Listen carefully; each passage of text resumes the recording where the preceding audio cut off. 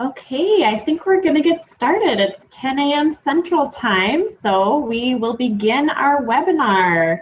Welcome everyone, and thank you so much for joining us. This is the first in our series of 4 early care, farm to early care webinars that we're doing.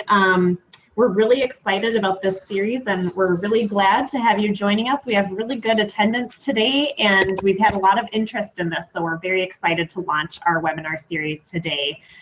Today's webinar is going to focus on early care nutrition staff.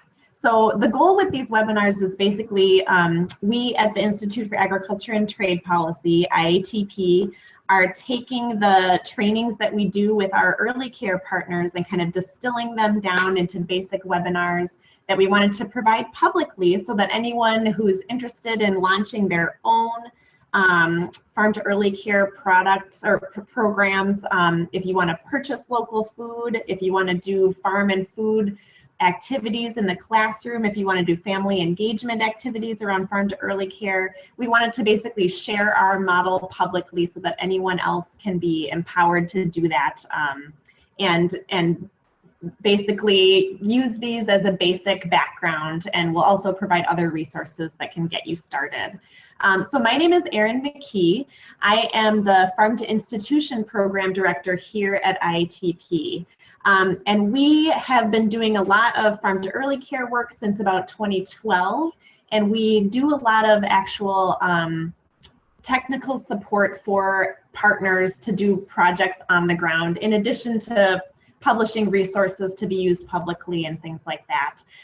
Funding for this project and our work around farm to early care is provided in part by the Center for Prevention at Blue Cross and Blue Shield of Minnesota, and also from the Minnesota Department of Agriculture. So we have really good support in our state, and we're very excited to share what we've been doing with all of you. So thank you for joining us today. We also, we're going to be joined by a couple of wonderful guest speakers. So I and our program associate, Katie Costello, are going to give a little bit of background and training in our model for farm to early care, and we're going to share our resources with you. And then we also have special guest speakers. So we have Emily Paul from the Good Acre Food Hub, which is located in Falcon Heights, Minnesota. And then we also have some of our early care partners, Headstart Nutrition Services Coordinator Haley Anderson and Food Service Technician Brenda Halverson are also joining us today, and they're going to share their experience doing a successful Farm to Headstart program. So let's get started. Thank you for joining us. And Katie is going to share a little bit of housekeeping with you all. Good morning, everyone. Good morning. I'm Katie Costello, the Farm to Institution Program Associate at IATP. So as Erin mentioned, just a couple of quick housekeeping notes before we get started. I'd like to draw your attention to the Zoom webinar control panel at the bottom of your screen. If you'd like to ask questions of our presenters or any of the panelists throughout the presentation, you can do that by just locating the Q&A button down there at the bottom and posting your questions in there. We'll try to get to as many questions as time allows, so please just send them along as you think of them, but we will have a Q&A session at the end of the presentation. And if you have any technical issues, or if you'd like to chat one-on-one with any of the panelists or with the other participants, you can do that in the chat function. So again, Q&A for questions for the panelists, or chat for technical issues, or any other private chat that you might want to do. We'll also have a short evaluation form available at the end of the webinar, and we'll share the link to that survey through the chat function. So we would really appreciate your feedback. Again, as Erin mentioned, this is the first in our webinar series, so any thoughts you might have as to how we can improve would be really appreciated. So finally, this webinar is being recorded, and we'll put this up on the IATP website after the fact, and we'll also be sending out a link to the archived version to all of our participants. So let's get started. Thank you, Katie. So I guess the first question that you're probably wondering about is, what is farm to early care? So basically, at the most basic level, farm to early care is really about making a connection between the kids and their local farmers. And we're talking about, in the early care context, kids under 5. We say farm to early care. There are lots of different words. You can see here it says farm to preschool.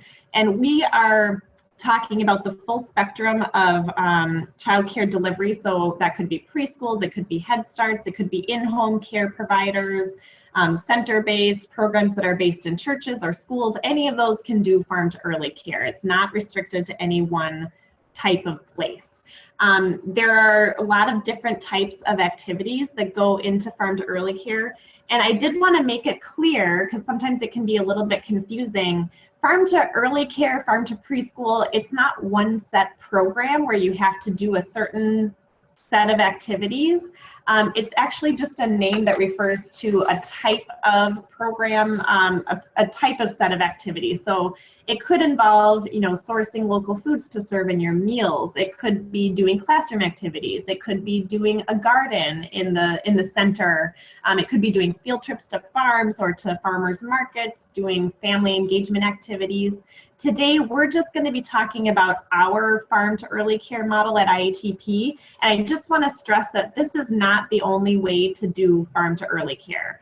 The programs are very flexible, and you can really figure out what meets your needs and take what makes sense to you and leave whatever doesn't, and don't feel like, oh, that's too much, I can't do it, it's too intimidating. You can just start very small and start with the pieces that fit what your goals are, and then that's the way that you can build your program. And whenever we're working with new early care partners, we do like to start our relationship with a conversation around, what are your goals? What's important to you? Why do you want to do these programs?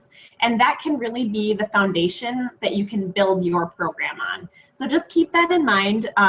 If there's anything that we talk about that just doesn't seem like it would work in your context, don't let that make you feel like you can't do farm to early care, or that it doesn't apply to you, because it's very flexible and can meet your needs. We do, the higher level goals of these programs can include influencing taste preferences of young kids, creating healthy eating patterns. They have a bigger picture way of addressing these issues. So they're trying to change the policies, the systems that are in place, and the environments of the kids to set up good habits for the rest of their lives. And then we also care very much about creating new markets for our farmers to be able to sell the products to early cares too. It can be a really good relationship for both sides. We do like to say that it's a win-win-win when you're doing farm to early care. It's good for the kids, it's good for the farmers, and it's good for the communities that are taking place there too.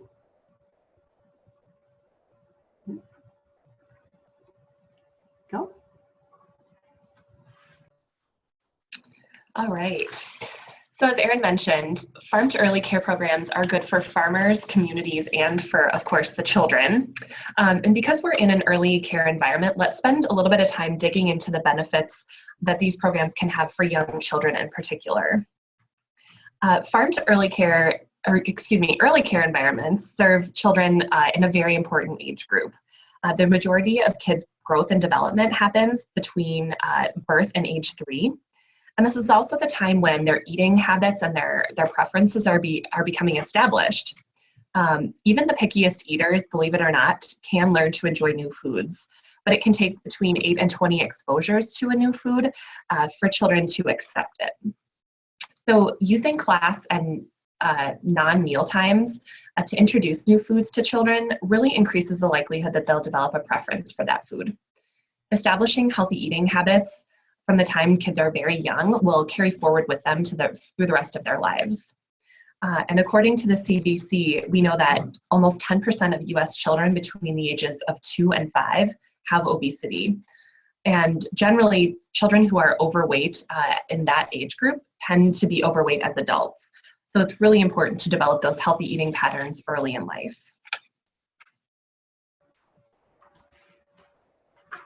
Okay.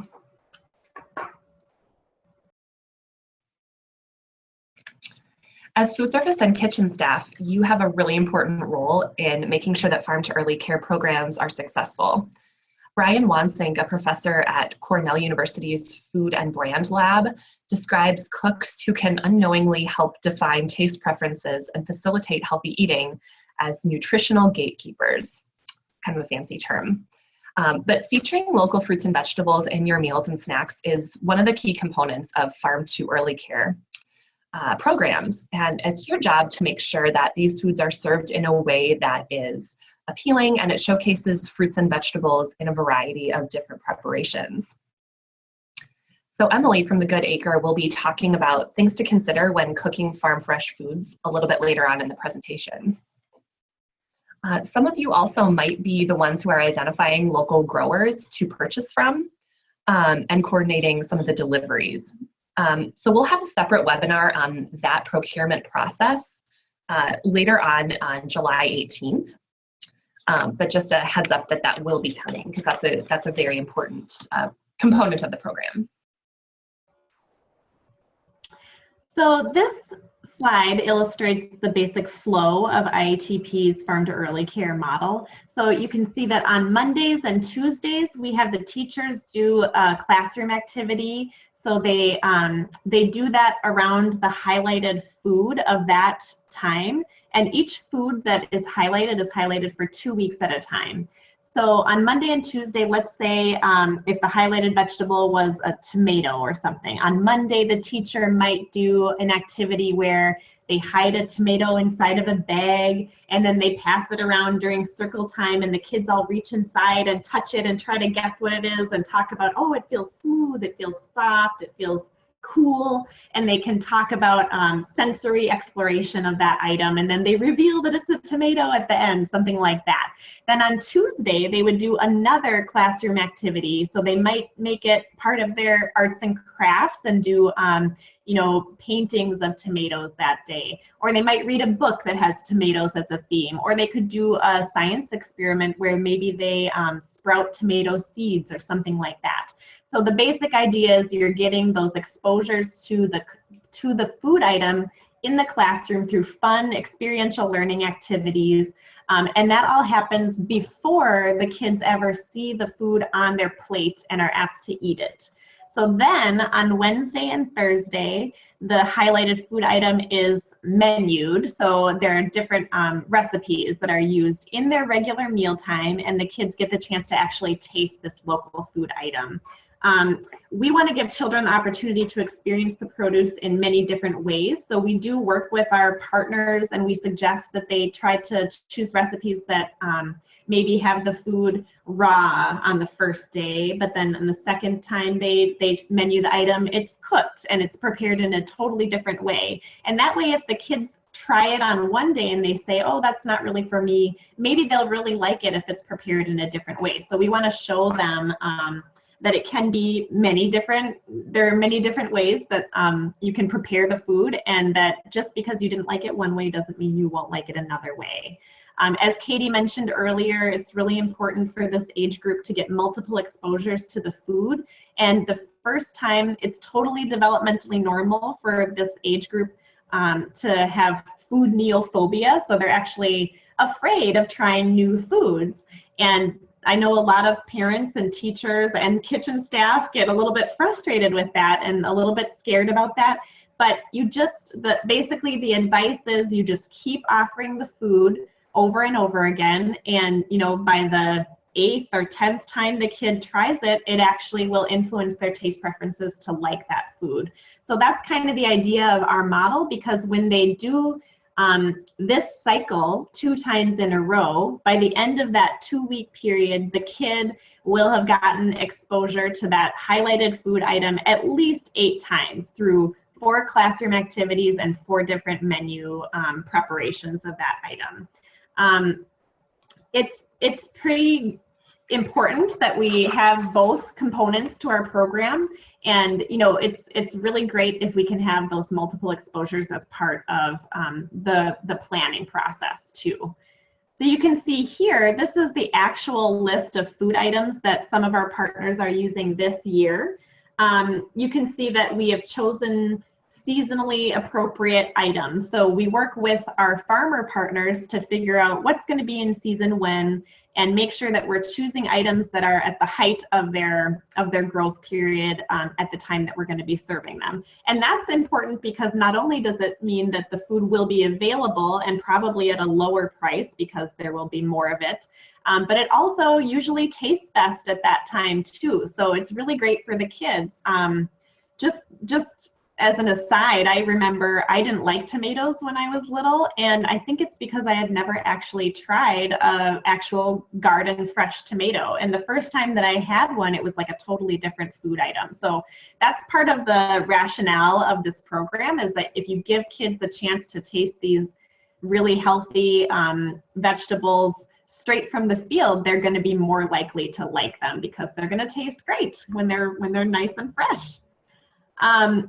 As Katie said, so the question of where can you find locally grown foods to actually put into your menus, it's a complicated issue, and for every different setting, it's going to look a little bit different. Maybe some of you will be purchasing through a food hub. Maybe some of you will be purchasing directly from the farmer. Maybe you'll work with your mainline distribution company, or maybe you're a small in-home care provider and you can actually go to the farmer's market and buy products directly yourselves.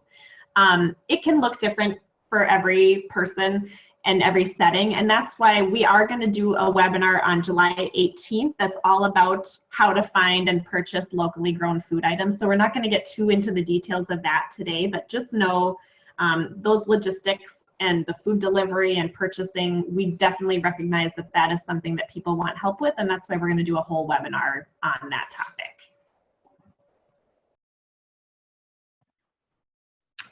So as you saw in the previous slide, each highlighted fruit and vegetable when you're doing a farm to early care program should ideally appear on the menu twice a week for 2 weeks, along with those 2 classroom activities for a total of 8 exposures to each fruit or vegetable. And the goal in including these food items in the menu is to showcase them in as many different ways as possible, as we said, so that children get the most opportunities to experience the different flavors and textures of those foods. So let's go over a few basic considerations when it comes to preparing those highlighted items. The idea is to create a menu with the product in its raw or blanched form as well as its cooked form, prepared simply so that students can really experience the true flavor of the product and be able to recognize that flavor. Although we do recognize, of course, that some products aren't, it's not feasible to prepare them in those 2 different ways. Like squash, for example, might not be the best choice to serve raw. Secondly, try to offer some items as a separate food item, or as a separate menu item, I should say, not just as a condiment. For example, like tomato slices on a sandwich, so that the fruit or vegetable can really count as a full serving. And that's sort of a helpful thing when you're thinking about CACFP, if you participate in that, or other federal nutrition programs. Another guideline or a tip is to offer the product in as pure a form as possible, avoiding adding excess sugar or other sweeteners that will kind of disguise the flavor, like disguising spinach in a smoothie or putting, shredded zucchini in a muffin, because we really want to make sure that the kids are able to recognize, oh, there's that zucchini that we sang a song about yesterday, instead of sort of sneaking it in there. And if you're using something like a mixed dish or a casserole, aim to use enough of that product so it can be visually recognized by the kids, and that sort of the taste and texture are able to be identified in that final product. If you're using a dip or a sauce like a hummus, plan for something that's healthy, maybe like a black bean dip or something like that, and plan the menu in accordance with sort of what the farmer's expected availability is. And, we have partners down in southern Minnesota, and their availability for produce looks very different than the availability up in the northern part of the state. So keep that in mind. And ensure that your menu items meet CACFP updated guidelines, if you participate, and Headstart performance standards if you happen to be in a Headstart setting. And so now we'll hear from Emily at the Good Acre on some culinary training that they've been doing for food service staff to help them cook with local products. And remember, if you have questions throughout any of the portion of the the webinar today, just again, put those in the Q&A function, and any technical difficulties that you might run into, use the chat function. So take it away, Emily. Oh, I realized we're actually going to go with Haley and Brenda before we go to Emily. We're going to get the real world experience first, and then we'll go over to Emily. So we will pass it on to Haley and Brenda, and we should say that they were actual Headstart partners of IATP. They are located in St. Cloud, Minnesota, and they are so awesome. They were just rock star partners, and we're very excited that they'll get to share their experience because they did such a great job. They were just really awesome to work with. So thank you so much for joining us today, Haley and Brenda, and please share your experience with us.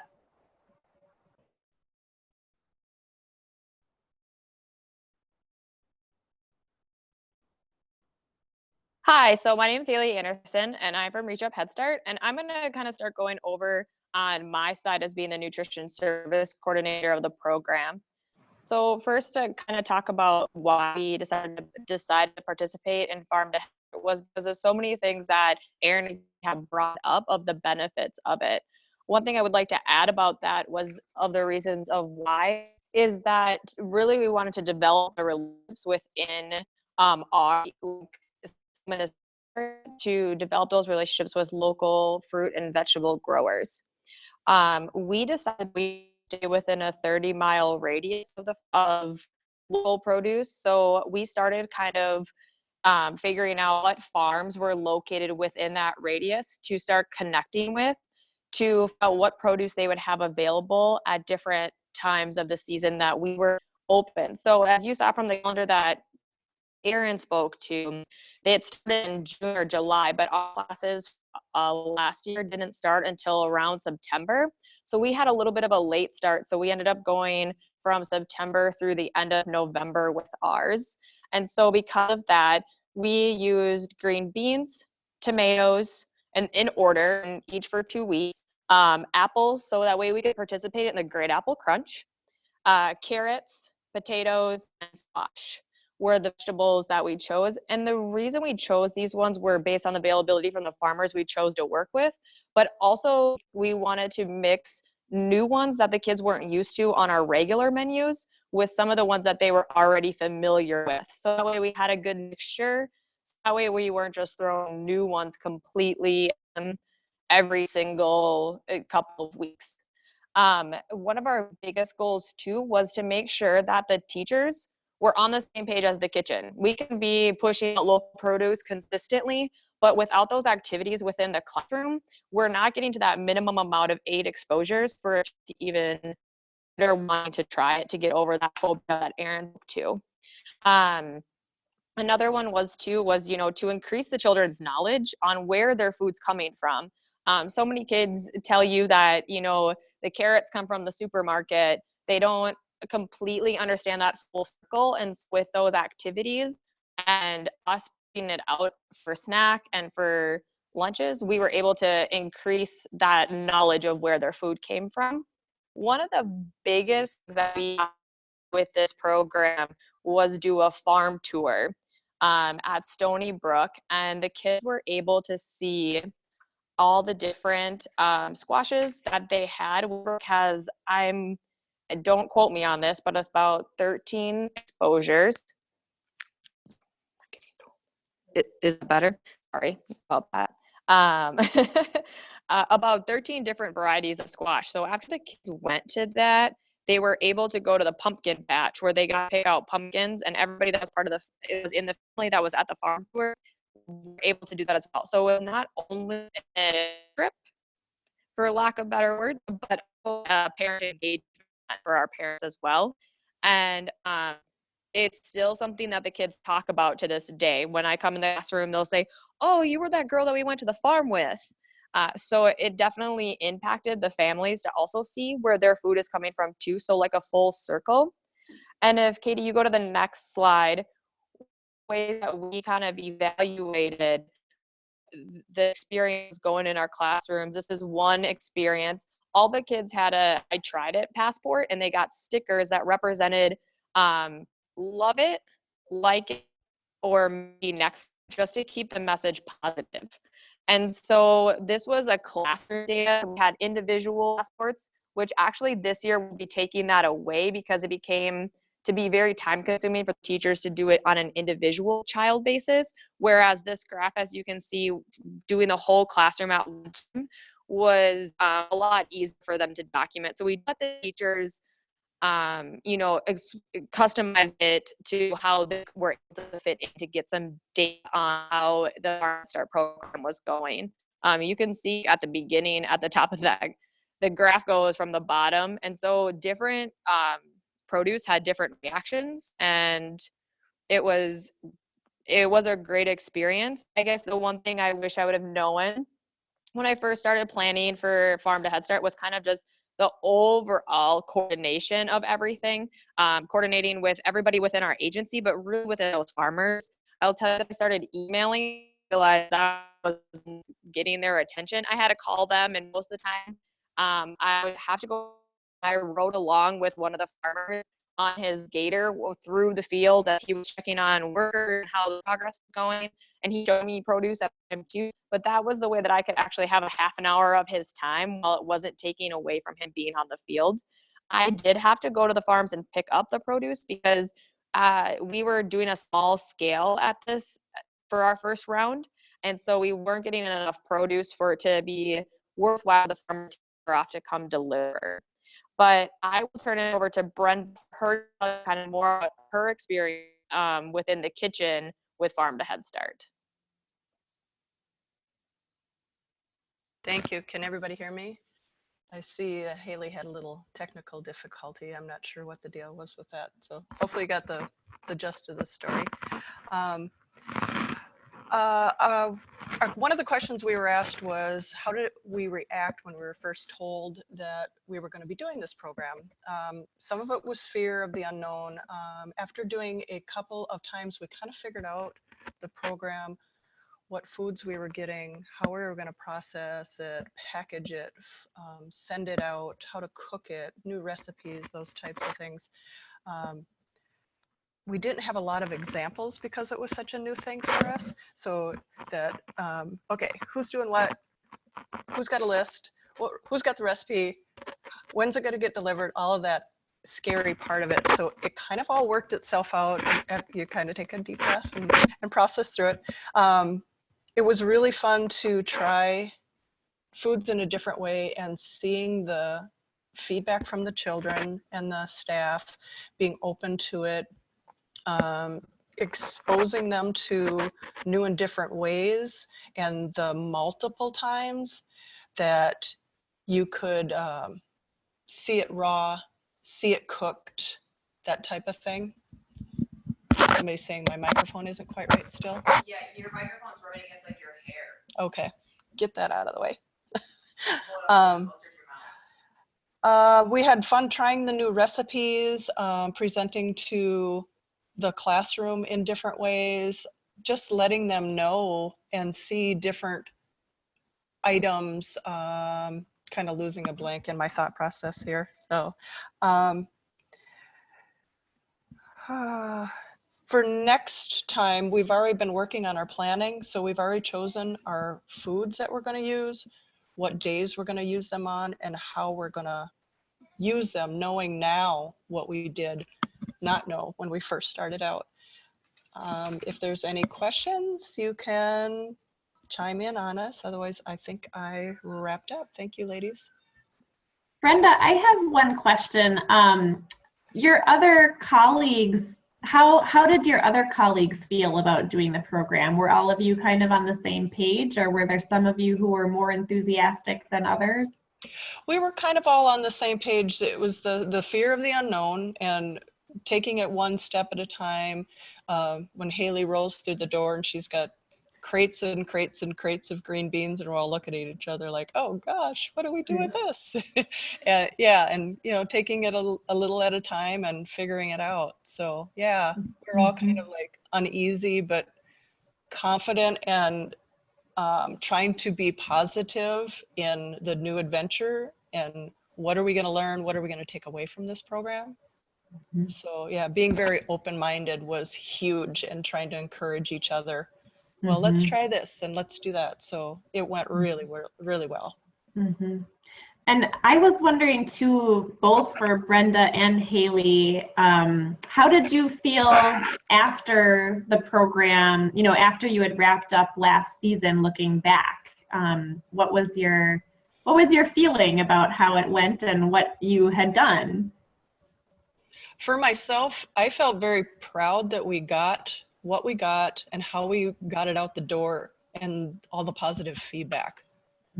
Haley maybe has a different, because she was dealing with the other side of it.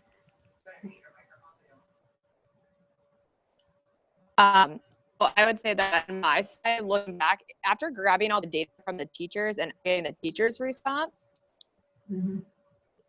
after like getting the teachers' response back and getting all the data from passports and everything, and it went well. I started kind of missing the fact of going out to the farm every Monday morning or every other Monday morning. They were definitely something to like look forward to have a conversation with those farmers. I think after that, you know, I think once we got through it, it was kind of like we did it. We got through it. We had good back. We have things to work on for this year. We program. We are figuring out a strategy to get 8 minimum exposures as our full classrooms are getting. So it was just kind of a, you know, stars, you did it to earn your one. Let's work on some of the issues we had this year. And just like I said earlier with that individual passport, like taking that away from the teacher's time and letting them do a classroom evaluation more. So it was just kind of like, I think we all kept our minds open and kept our minds open. And then we're just kind of like, okay, now we've got to take on that feedback, see what we can do to improve it. Great. I actually had one other thing that I remember you talking about afterwards that a lot of people ask us about the cost of local product, and they're afraid that it's going to be way more expensive to try to buy products from local farms. And what was your experience with that?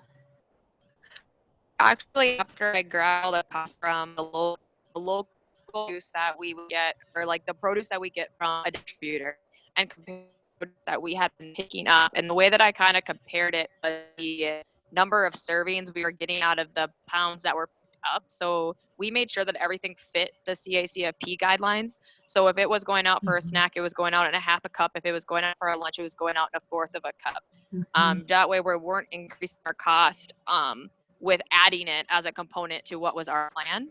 And when comparing down and apples to apples, which if anybody wants to see that, I have it all in a spreadsheet that you could see. But to explain it a little bit, it's just, we saw that it was cheaper, like by the serving. If I remember when I looked at it yesterday, it came to 6 cents per a serving compared to 19 cents per a serving going through our distributors for that same type of produce. And that was probably because Haley was purchasing directly from the farm and not going through a middle, you know, processing or distribution company. So that wouldn't be the case in every case. And, you know, but that is one thing that I thought was pretty interesting. Haley did a really good job of charting all of her costs and everything. And to find that in their particular situation, to purchase that locally grown food that was from a farm in their community, it was actually, it ended up being less expensive for them in most cases. So that was pretty interesting because we get that question a lot. Okay, well, thank you so much, Haley and Brenda. And I know I'm seeing that we're getting some more questions from the general attendee list here that we'll add at the end, but we're gonna move on now to Emily Paul's section of the presentation. She is from the Good Acre, and she's going to share some information both about the Good Acre, who they are as a food hub, and then also the culinary trainings that they've been doing for food service staff, helping them. Oh, sorry, let me advance this slide so you can get the name of our next presenter here. So they've been doing culinary trainings for food service staff, I believe mostly at the K-12 level food service staff, but I think a lot of the lessons would be very applicable to those in the early care settings as well, about scratch cooking and things. So Emily, we will pass it over to you. Oh, hi folks, can you hear me okay? Good. Well, good morning. As Erin mentioned, I'm Emily Paul from the Good Acre. And I'm going to give you a very brief overview of what is the Good Acre, just so you have some context on how what I'm going to share with you might be accessible and hopefully helpful. And then I'll dive into our culinary trainings, as Erin mentioned, that we've done in several small, medium, and large school districts in the greater Twin Cities area, K-12, but really everything is applicable to a younger palate as well. So first of all, I can go to the next thing. Thanks guys. We are what is called a food hub. And in very simple terms, a food hub is a place to aggregate, store, and redistribute local food. We are actually a nonprofit where we are a 501c3 food hub with a mission of really growing small growers' capacity to grow. So we work primarily with independent new farmers, minority farmers, and immigrant farmers. So at our food hub here in Falcon Heights, we're a little unique as food hubs go. We are a physical facility, a warehousing facility, a wholesale produce distribution center. We have a CSA, which stands for Community Supported Agriculture, which is that box of vegetables some of you might receive, and maybe some of you out there are CSA members of ours. And then also kind of what makes us even more unique in the food hub space is that we have a full commercial training kitchen here on our premises. So it was kind of an 11th hour add-on to our space when our building was being built out, with really the idea that we can bring community members together, individuals, families, children, elderly, people who are barriered to understanding and accessing local food in some way, to come into our facility, pick up a knife, a cutting board, and a zucchini, and learn something about the local food system. So within that space, we have classes for the public, but then we also have these culinary trainings that we identified institutions, which is really the direction we go with our wholesale program, such as early child care facilities, school districts, senior care facilities, hospitals, healthcare entities, colleges, universities that have a desire to source local food, but are in some way barriered, maybe logistically, maybe financially, to procuring that local food. So we wanted to kind of break down those barriers and take small farmers product and move it into these institutions. So with that goal, as many of you are talking about, as Brenda said, deep breath, we wanted to make that easier on the food preparation end. So hand in hand with procurement and some knife skills and some recipe direction, we thought we would be able to increase the consumption at all ages of local food. So if you want to go to the next slide, Erin, thanks. So I kind of reviewed this already, but in terms of that deep breath moment, that coordination moment that Haley mentioned, the deep breath of Brenda, we want to make this local food procurement easier. So I'm going to go save a lot of the details for July 18th. I hope I see many of you again, because we'll really dive into the logistics and the details and the costing of local food and kind of order schedules and menuing. But just very topically, working with an aggregator like a food hub takes away sometimes the fun, as Haley mentioned, of visiting farms, but also allowing those whose job it is to prepare food or to teach children to focus on what they do best and not have to be a produce pickup and delivery service. So we do the delivery, we do all the food safety vetting and analysis, which I think you'll learn in your second webinar with Annalisa from Extension. If you're going to broker direct farm relationships, what you need to be looking for on a food safety, on the food safety end. But really briefly, that's what we take care of as a food hub. We assume all of that farm coordination role that maybe a nutrition services director or a cook or a teacher would have to take on. We take that off of your plate so that you can focus on what you do best. And we can streamline the process so you can source from many farmers with one delivery, one invoice to your facility by working with a food hub. So next slide. So this is just, again, I don't want to belabor this too much because we'll talk about it on the 18th, but this is a sampling of what we have available wholesale And it should match, depending on where you are throughout the state, it should match what you have available to you.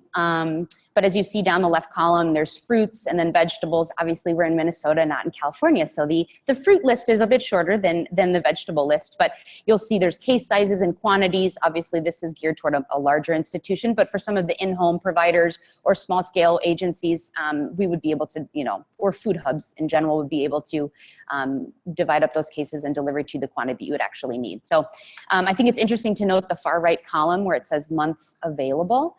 Again, knowing we're in Minnesota and not in California, you'll see the growing season, as we know, is short, but this provides some direction to lead cooks, directors of nutrition services, whomever is facilitating the meals program on site, to have a better understanding of what is available when. I think that there's growing calendars and a lot of different state agencies put out great schedules for what's available, but this really hones into a local location, price, name of the product, varietal, and then when it's available. So that's what we offer.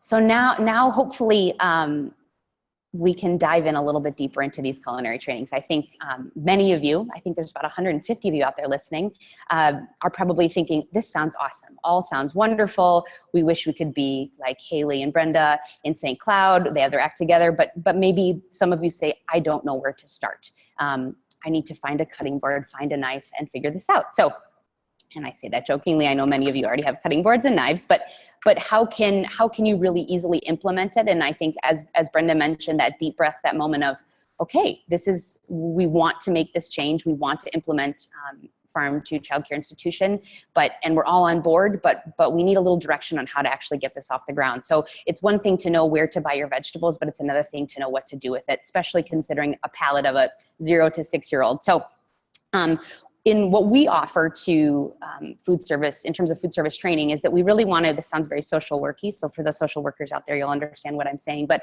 we want to meet you where you are. So we come in, we assess your kitchen with you, your facility, whether it's a small in-home facility, all the way up to a network of childcare centers.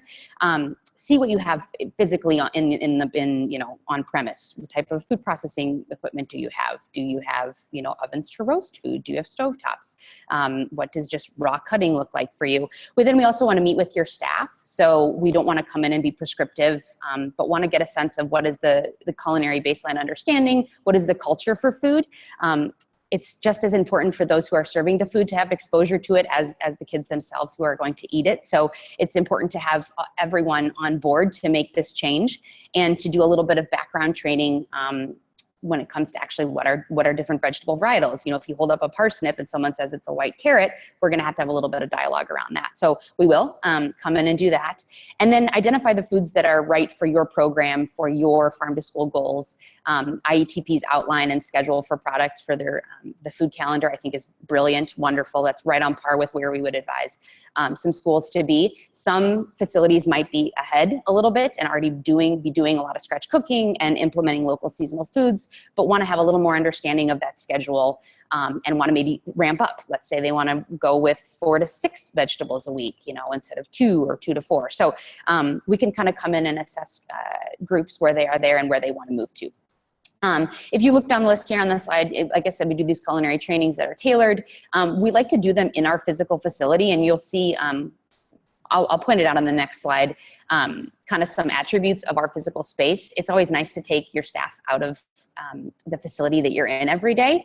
And obviously it's different for, sometimes that isn't possible. In some cases that isn't possible, but we like to take folks here and bring them here to our teaching kitchen so that everyone has their own knife, their own cutting board, their own spatula, their own sheet tray, whatever, so that everyone has that hands-on experience. It isn't just one person gets to hold the knife while 18 people watch. So we pride ourselves on the facility being extremely hands-on. We can structure trainings from, anywhere from 2 people to 20 people. So we want to make sure that we're incorporating your whole team, because I think it's important, as Brenda mentioned, to get everyone on board together and to have everyone start moving the needle forward as a group, not just as one person kind of being, the taskmaster for everyone to follow. So when Haley talked about the cost of procuring local, we do work with different staff members on kind of, like I said, the procurement process, but doing some menu analysis and food costing. So we can kind of come in at identifying the right foods, but then also having our trainings focus on those exact foods that you want to menu, less so just basic knife skills. In terms of just our trainings, like I said, we like to have them in our facility, but there also are opportunities statewide to identify some funding for childcare entities to have this culinary training. So we work with a lot of SHIP-funded organizations and entities, school districts, CUNY organizations, et cetera. There's also obviously continuing education. If you're somehow academically affiliated, there's CEU credits that can go toward professional development. So I just plant that seed, no pun intended. We have a lot of vegetable and food puns here. Plant that seed with many of you out there listening to explore opportunities for this professional development training to roll up into credits that you need to, that your staff needs to incur on an annual basis. Next slide. So I'm going to kind of walk you through the facility very briefly, just to get a better understanding of how we structure these trainings. If you look down, we'll start in the top left. That's a group of adults. That was actually a food as medicine class that we ran here in coordination with health partners. But it gives you a pretty good view of the layout of the space. It's pretty nice, as you can tell, kind of in the background and behind me here. We look at farm fields, so it kind of brings the whole idea of local food system, sustainability, where does your food come from, into the dialogue and conversation at trainings as much as into the classroom and in the facilities with you, with many of you out there and your young folks.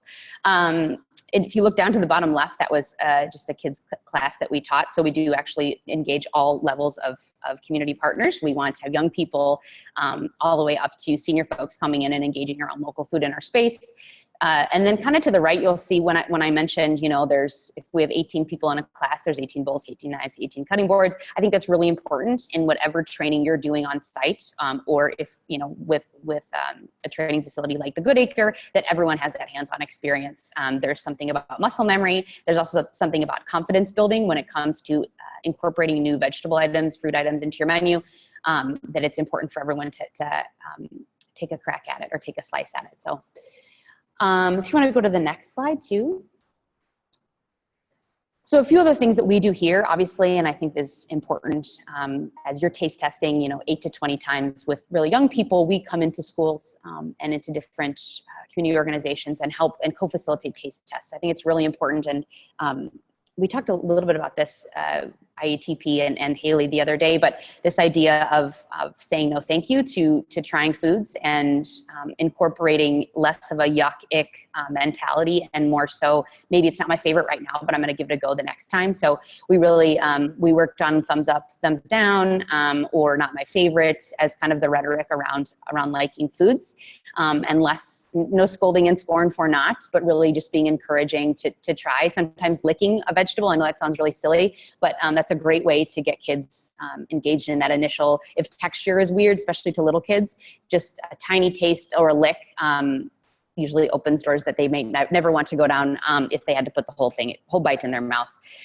We also work with community partners and school districts to kind of take the food access piece one level deeper. So as we're doing trainings with staff and again, I keep using K-12 schools and school districts as the framework, because that's really what we've done this past year here at the Good Acre, but engaging the families in this idea of farm to school as well. So we're farm to early childcare in this instance. So we would do, we partnered with the PTA in one school district here in Roseville, which is a neighbor to us in Falcon Heights, where the PTA came to us and said, we want to do a fundraiser to raise funds for the PTA. We were thinking popcorn, cookies, or Christmas trees. And I said, well, we do carrots here at the Good Acre.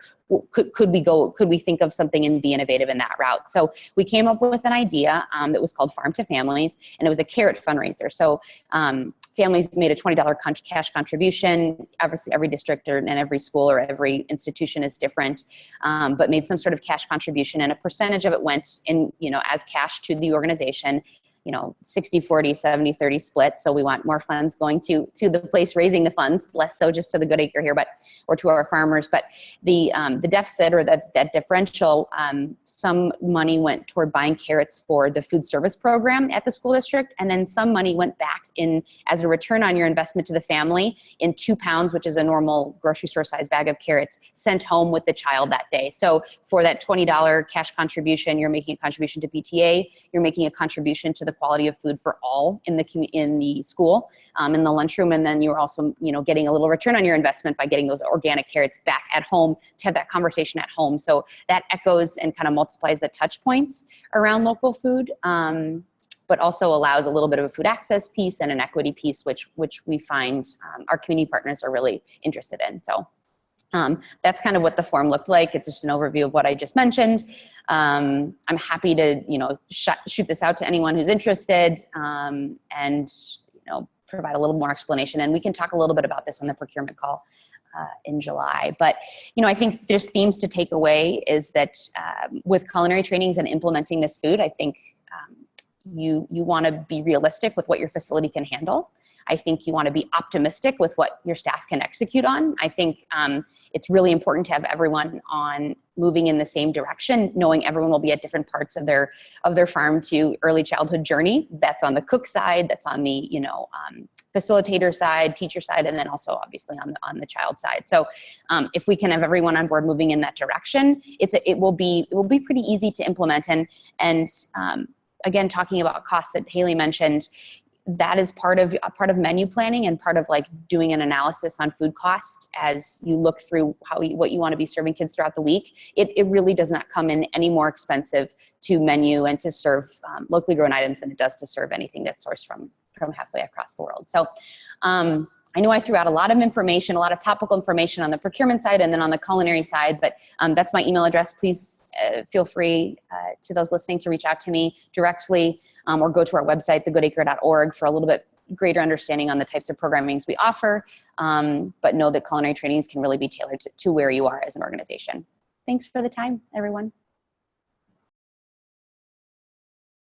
Awesome. Thank you so much, Emily, for that really amazing overview of what you do. And I just wanted to remind folks that you can ask questions for any of our panelists using that Q&A box at the bottom of your screen. And if you're interested, as Emily mentioned, tune in on July 18th. We're going to be having a more in-depth conversation exploring how that procurement really happens and how you can access those local products and get them into your facility.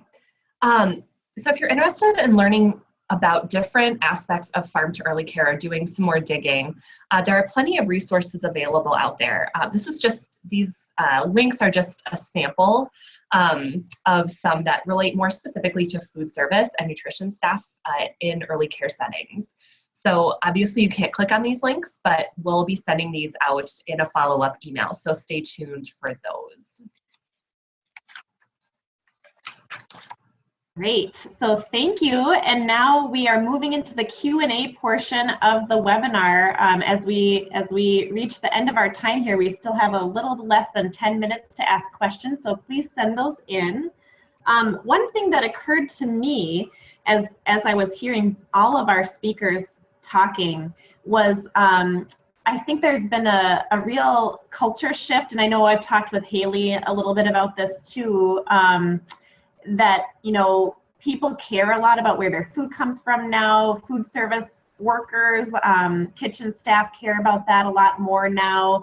And one thing that we do in our programs is really try to empower our nutrition staff to really recognize their huge role in helping to set these taste preferences and eating habits of kids, and to really let them feel how important they are and that they feel really empowered in doing these programs.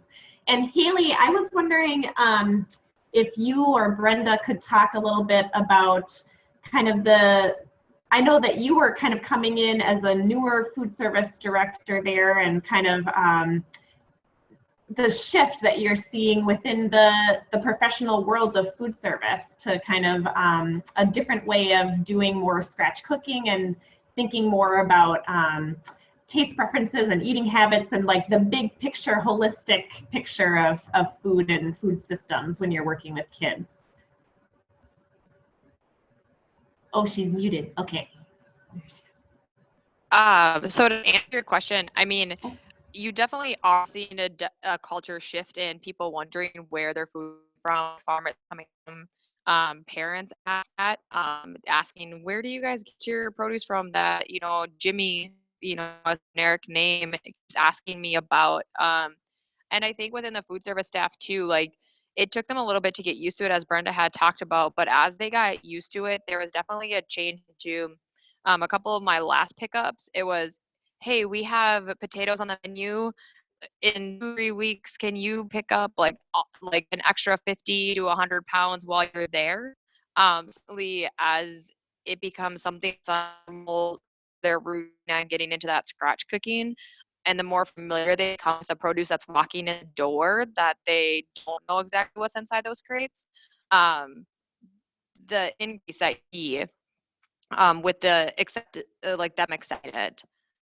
I think in general the generation that's coming is, and the generation underneath us, most of us on this call, that you know they are really concerned with where their food's coming from and what it's doing to the environment, and what policies are in place for us to be able to keep our food system intact for, you know, our offspring to come and their offspring to come, etc. So I think that, you know, the generations underneath us are becoming more and more interested in the whole system in general. Thank you, Haley. Katie, I think this question might be a good one for you with your dietitian background. So when we have one person who is asking, when a child is not so keen on a product, especially if it comprises a full serving on their menu for one of the meals, are there plans with supplementing with other food items on the menu, or what is the process if a child is not interested in the food item? Because we don't want them to not get their vegetable for that meal. So what about that when you have kids who are reluctant to eat a new product? Well, that is a really great question. And what, as Erin mentioned, I previous to joining IATP, I was a consultant dietitian for a Headstart program here in the Twin Cities. And this is a question that I got over and over again. And I think one of the many benefits that I see in farm to early care programs is that, like we've been saying, there's this sort of synergy between serving local foods in meals and snacks and the classroom environment, and using meal times as sort of teaching instruments or learning opportunities. So my answer to this would be, you know, taking advantage of these non-mealtime exposures to really help kids become familiar and comfortable with new foods. As Erin mentioned earlier as well, kids really are afraid of new foods, and it sounds kind of silly as to adults, but they really do have a fear of putting something new and different in their mouth, and it's completely developmentally normal. So as often as you are able to use any time at all when you're with the kids to get them more comfortable and familiar with unfamiliar foods. I think that we've seen with our other partner programs, and we've heard anecdotally that combination really helps increase their consumption of fruits and vegetables. So I know it can be hard and frustrating when a child or children or even staff aren't interested in trying the foods that you've worked so hard to prepare. But I think, again, taking advantage of those times outside of meals to help educate kids about food, that you'll really see that pay off when it comes to meal times. Can I chime in here really quickly? It's Emily. I want to echo the probably 10th to last word that Katie said, staff. I think it is incredibly important that everyone along the way, whether it be in a classroom teacher, a cook, someone in the kitchen, that the attitudes are always positive. I think that there is great value in having adults eat near and alongside children. And I know every organization has different rules and regs for lunchtime and lunch breaks, but I think having a small portion of that vegetable of the day or that new fruit, whatever it is that's going to be menued that day, that the adults are eating it as they're sitting in the little tables and around the circle with the kids is really important. Children are very perceptive to eye rolls, to icks, to maybe what they think when adults think little ears are not listening, and they do hear that. That will be a game changer for that child going forward and trying new foods. So really making sure that as your environments show, those little eyes and ears are always on you as adults. But it's very, very important in trying these new foods that the attitudes and the sentiments be always optimistic. Because you never know what a tiny, ick or eye roll will do to a child going forward. I would say too, echoing, I think those are really great things to mention. And then also when you're planning the menu, so we're talking to the nutrition staff in this webinar, when you are planning the menu, I think choosing recipes that are accessible to the kids is important too. So, I wouldn't go totally off the deep end and go with a totally new menu. You can choose local items and put them in recipes that you're already using, so it's not just a crazy new item on their menu, because that can also help with them accepting it. And you can go slowly, start small. You don't need to do everything all at once, because you'll have a greater chance of long-term success if it's both sustainable for you and if it's introduced slowly to your staff and to the kids as well. Unfortunately, I see that we're coming up on our time here, and I apologize. We had a couple other questions, but I do want to say that if you had questions that we weren't able to get to today, you can certainly email us and we will get back to you via email. We really appreciate all of you participating today, and we hope that you'll be able to join us for our future webinars as well. So we mentioned that this is actually the first in a series of 4 farm to early care webinars that IATP is going to be holding. So please look ahead. They're actually taking place the next 2 Tuesdays, so a week from now and then 2 weeks from now, and then the one after that is going to be on July 18th. So we have a little bit of a break before the last one. We would love it if you would be able to fill out our evaluation survey for this webinar today. And Haley, if you could copy and paste that for everybody, it's in the chat function, so you can click on the live link right there. And also, if you want a certificate of completion that you've attended this webinar, please email Katie. Her address is right there, kcostello@iatp.org. We also recorded this webinar. We'll send out the link to everyone who registered, so you'll be able to look back and watch it again if you want to recap everything that you learned today and hear from our great speakers again. But thank you very much, everybody, for attending, and we hope that we'll see you at our next Farm to Early Care webinar. And thanks so much, especially to our wonderful guest speakers today. It was just great to hear the real world on the ground experience from you. All right, have a great day, everybody. Thanks so much.